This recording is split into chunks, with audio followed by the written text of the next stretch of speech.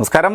യമനിൽ ജയിലിൽ വധശിക്ഷ കാത്തുകിടക്കുന്ന നിമിഷപ്രിയയുടെ വധശിക്ഷ റദ്ദാക്കി എന്ന വാർത്ത സ്ഥിരീകരിക്കാതെ ഇപ്പോൾ കേന്ദ്ര സർക്കാർ ഇപ്പോൾ രംഗത്ത് വന്നിരിക്കുന്നു എന്ന ഒരു പ്രധാനപ്പെട്ട വിവരം ലഭിക്കുന്നു. കൂടുതൽ വിവരങ്ങൾ കിട്ടിയാൽ മാത്രമേ പ്രതികരിക്കാം എന്നാണ് കേന്ദ്ര സർക്കാർ വൃത്തങ്ങൾ ഇപ്പോൾ പ്രതികരിച്ചിരിക്കുന്നത്. നിമിഷപ്രിയയുടെ വധശിക്ഷ റദ്ദാക്കാനും മറ്റു കാര്യങ്ങളുടെ തുടർ ചർച്ചകളുടെ അടിസ്ഥാനത്തിൽ തീരുമാനിക്കാൻ ധാരണയായിട്ടുണ്ടെന്ന് കഴിഞ്ഞ ദിവസം കാന്തപുരം AP അബൂബക്കർ മുസ്ലിയാരുടെ ഓഫീസ് അറിയിച്ചിരുന്നു.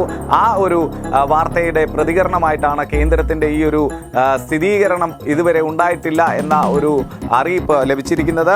ഏതായാലും കാന്തപുരത്തിൻ്റെ ഈ ഒരു ഉറപ്പ് തലാലിൻ്റെ സഹോദരൻ നിഷേധിച്ചിരുന്നു. ഇതോടെയാണ് ഈ ഒരു വിഷയത്തിൽ വലിയ അവ്യക്തത വന്നിട്ടുള്ളത്. ഇന്ത്യൻ ഗ്രാൻഡ് മുഫ്തിയുടെ ആവശ്യപ്രകാരം ഷൈഖ് ഉമർ ഖലീഫ് തങ്ങൾ നിയോഗിച്ച യമൻ പണ്ഡിത സംഘത്തിന് പുറമെ നോർത്തേൺ യമനിലെ ഭരണാധികാരികളും അന്താരാഷ്ട്ര നയതന്ത്ര ഉദ്യോഗസ്ഥരും പങ്കെടുത്ത മധ്യസ്ഥ ചർച്ചയിലാണ് വധശിക്ഷ റദ്ദാക്കാനുള്ള തീരുമാനമുണ്ടായതെന്നാണ് കാന്തപുരത്തിൻ്റെ ഓഫീസ് കഴിഞ്ഞ ദിവസം അറിയിച്ചത്. എന്നാൽ വധശിക്ഷ റദ്ദാക്കിയെന്ന വാർത്ത നിഷേധിച്ചുകൊണ്ട് തലാലിൻ്റെ സഹോദരൻ രംഗത്ത് വരികയായിരുന്നു.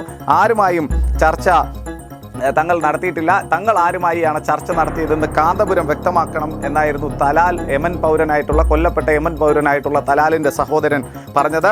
എന്തായാലും നിമിഷപ്രിയയുടെ കാര്യത്തിൽ ഇങ്ങനെ വലിയ തോതിലുള്ള അവ്യക്തതകൾ തുടരുകയാണ്. കേന്ദ്ര സർക്കാരിൻ്റെ ഒരു സ്ഥിരീകരണം കാന്തപുരം അബൂബക്കർ മുസ്ലിയാരുടെ ഓഫീസും അദ്ദേഹവുമായി ബന്ധപ്പെട്ട ആളുകളുമൊക്കെ വധശിക്ഷ റദ്ദാക്കി എന്ന് പറയുമ്പോൾ കേന്ദ്ര സർക്കാരിൻ്റെ ഭാഗത്തു നിന്നും ഒരു സ്ഥിരീകരണം ലഭിക്കുന്നില്ല. ഇത് വലിയ ആശങ്ക തന്നെ ഉയർത്തുന്നുണ്ട്. എന്തായാലും ജൂലൈ 16-ന് നിമിഷപ്രിയയുടെ വധശിക്ഷ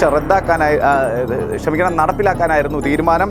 എന്തായാലും അത് താൽക്കാലികമായി നീട്ടിവെച്ചിട്ടുണ്ട്. അത് ആരുടെയൊക്കെ ഇടപെടൽ ആണ് നടന്നത് എന്ന് സ്വാഭാവികമായും ദൈവം തമ്പുരാന് മാത്രമേ അറിയൂ.